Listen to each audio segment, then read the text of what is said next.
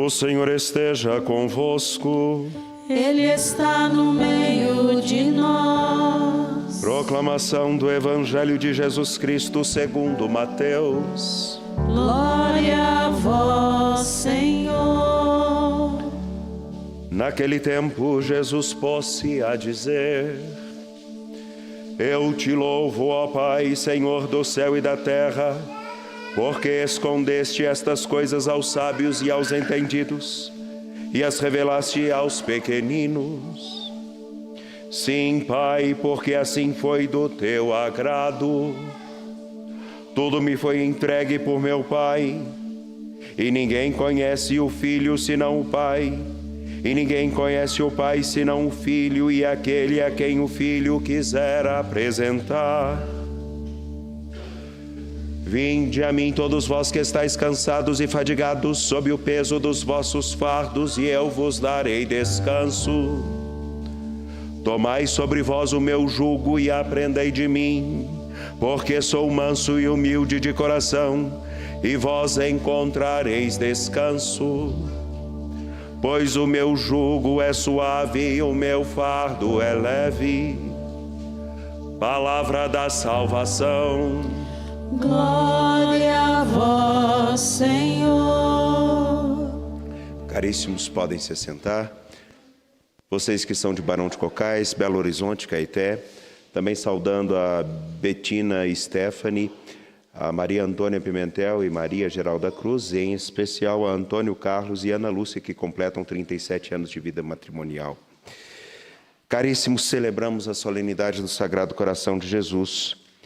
E nesta solenidade gostaria de, com um itinerário simples, curto, mas não significa que seja supérfluo e superficial, olharmos para aquilo que a liturgia da palavra nos traz como imensa riqueza. Versículo 7 do capítulo 7 do livro de Deuteronômio. O Senhor se afeiçoou a vós e vos escolheu, não por serdes mais numerosos que os outros povos. Na verdade, sois o menor de todos, mas sim porque o Senhor vos amou e quis cumprir o juramento que fez a vossos pais. Interessantíssima essa sentença. Porque, na verdade, não há nada de grandioso no dizer de Deuteronômio do motivo pelo qual o Senhor se afeiçoa a Israel. Na verdade, o Senhor é considerado o Santo, Santo, Santo, completamente separado. Ele não tocaria em nada daquilo que seria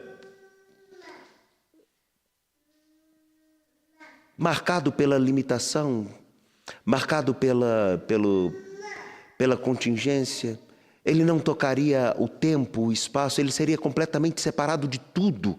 Porque ele gostaria de tocar aquilo que ele próprio criou, ele tão distante de nós? Esse é o modo com o qual o povo do livro, com o qual Deuteronômio escreve, pensa. Deus é distante demais, ele é tão santo, tão separado, que por que ele se afeiçoaria a nós? E a sua afeição é muito particular, porque ele nos separa. Quando se fala, então, ele separa o seu povo, significa que ele pega uma parcela daquilo tudo que nós poderíamos considerar como desprezível, ou então mais do que desprezível, não nessa contingência de moral, mas tão próprio nosso, e que tantas vezes nós queremos que literalmente fique disperso, distante de nós. Aquilo que nós talvez tenhamos inclusive o desejo de que não seja, não faça parte da nossa história, porque nós temos uma sede de infinito tão grande, uma sede de eternidade tão grande, que ele seria completamente isso. Então por que ele se envolveria conosco? Ele pega exatamente aquilo que nós consideramos e desprezamos, nós mesmos, e separa, ele dá a nós participar de sua vida, de sua história. Reforço, ele seria tão distante e tão separado que não se envolveria com nada daquilo que nós vemos. Pode ficar com ela tranquila aqui. Pode ficar com ela tranquila. A situação de agora, porque o Senhor vos deu esse atributo de com ele também serem separados, porque vos amou.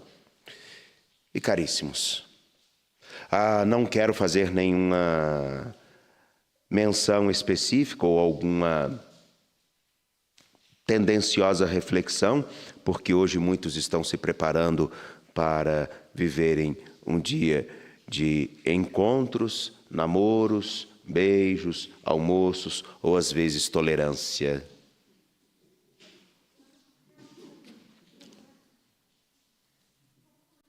Se eu estiver mentindo, podem me dizer agora. Não, né? Pois é, sabia.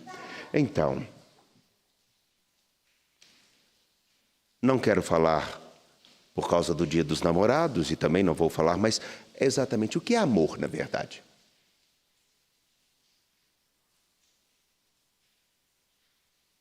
Porque quando a beleza passa, quando a virilidade passa, quando os encantos passam, o que fica?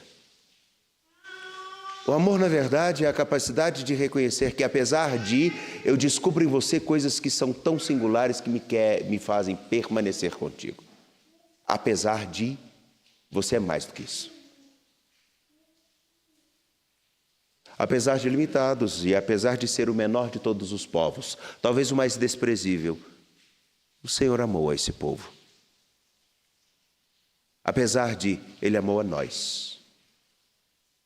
E nós sabemos muito bem que se olharmos muito atentamente para cada um de nós temos coisas que talvez nós não gostamos, se nós não controlarmos. Nós sabemos muito bem que, se não cuidarmos, nós sabemos muito bem que elas podem nos devorar e fazer-nos transformarmos-nos em monstros terríveis.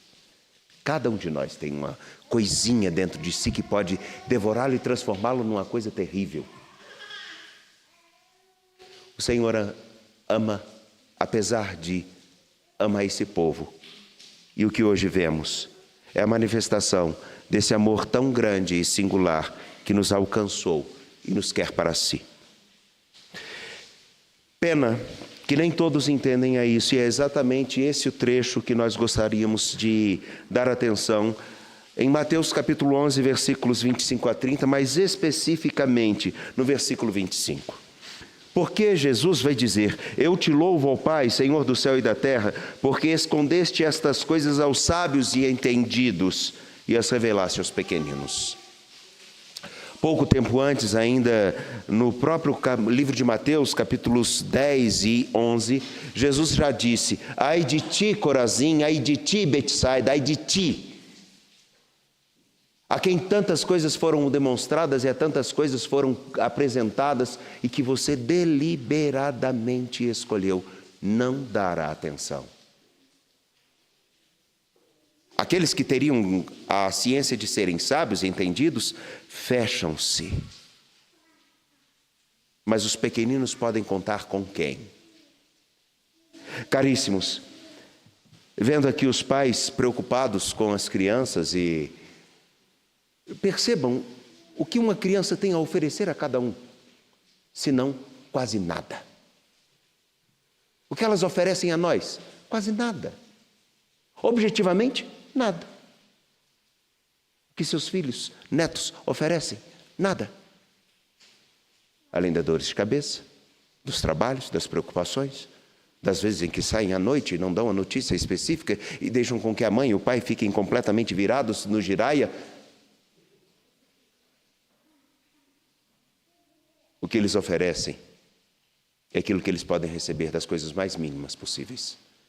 Os pequeninos sabem valorizar exatamente o que para muitos é desprezível, como uma grande regalia, como um grande presente. Me lembro agora do que nós escutamos ainda essa semana, se não me engano, na terça-feira, quando Elias chega à casa de uma viúva que tinha um tiquinho de farinha, um tiquinho de óleo,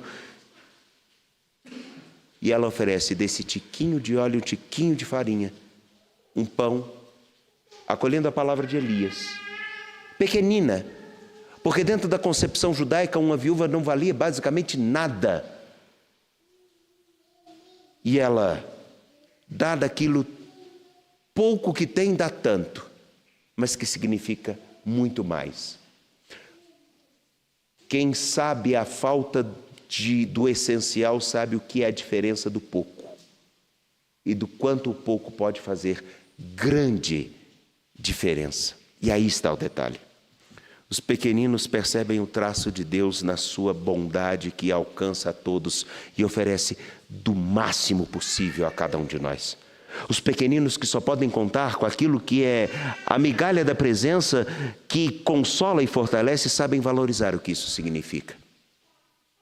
E me perdoem, o que faz com que a vida de qualquer pessoa tenha significância para outra não são os inúmeros presentes que recebe, mas a singularidade da presença, do comprometimento, do pouco que se faz com o pouco que se é, para o tudo que se deseja. Pois bem, hoje, ao olharmos para o Sagrado Coração de Jesus, e vocês são muito espertos, porque escolhem exatamente a solenidade do Sagrado Coração de Jesus para casar-se no dia dos namorados, porque de todo jeito alguém vai ter que falar de amor.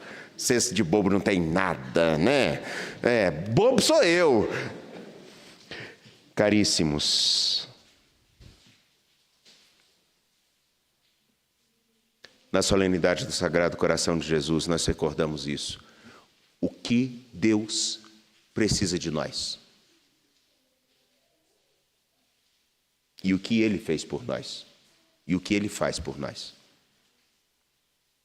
Ou talvez, para transportar para uma significação, o que faz com que o amor de alguém realmente seja verdadeiro, não são nem os presentes, não são nem mesmo as declarações, nem as cartas, mas a singularidade de uma presença comprometida, que mostra, na migalha do que sou, te ofereço tudo que tenho. Deus, na migalha do que possamos perceber de pequenos momentos, mostra tudo o que nos oferece. Agora, como por exemplo, temos essa chuva que cai aqui no Santuário Basílica, uma chuva fria, por sinal, com um vento frio. Para muitos talvez seja um terror. Para outros tantos, em tantos lugares do mundo, daqui a um tempo, será uma consolação.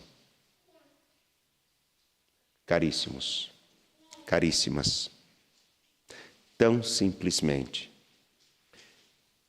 Deus nos escolheu de graça, nos quer de graça, na singularidade de cada dia nos oferece tudo de graça, e é por isso que quem compreende esse amor entende a dinâmica do que é dito na carta de São João. Amemo-nos. Não amamos porque gostamos, há uma diferença grande entre isso. Gostar é querer estar perto, é partilhar a vida. Gostar é querer partilhar da sua intimidade. Gostar é querer com que a pessoa seja quase que o seu cúmplice de dia e de noite. Amar não. Amar não é só gostar, porque o gostar significa que tem uma reciprocidade. Amar não. Amar é, apesar de você não conseguir compreender, eu te ofereço. Apesar de você ainda não entender, eu te dou. Apesar de você ainda não conseguir retribuir, você significa tanto. E volto à imagem simples do que aqui temos. Um filho dormindo no colo da mãe depois de uma mamadeira. E os pais aqui cuidando da pequena. O que eles têm a oferecer a vocês? E o que eles oferecem objetivamente a vocês? Eu tenho certeza que nada. Não segundo as regras do que nós colocamos como valores. Mas o que eles significam não tem valor que possa medir. Daí então, pode ficar, minha querida, tranquilo. Daí então, acredito que seja essa a oportunidade que nós temos. Meus caros, amemo-nos como Deus nos ama, não porque merecemos, mas porque apesar de, redescobre-se o valor daquele outro com quem se encontra. Que você, Antônio e Ana Lúcia, possam encontrar todos os dias a ressignificação disso, apesar de encontrar o motivo para perseverar aqui. Deus abençoe vocês e os fortaleça. Juntos, caríssimos, caríssimas, renovemos nossa fé. Creio em Deus Pai Todo-Poderoso.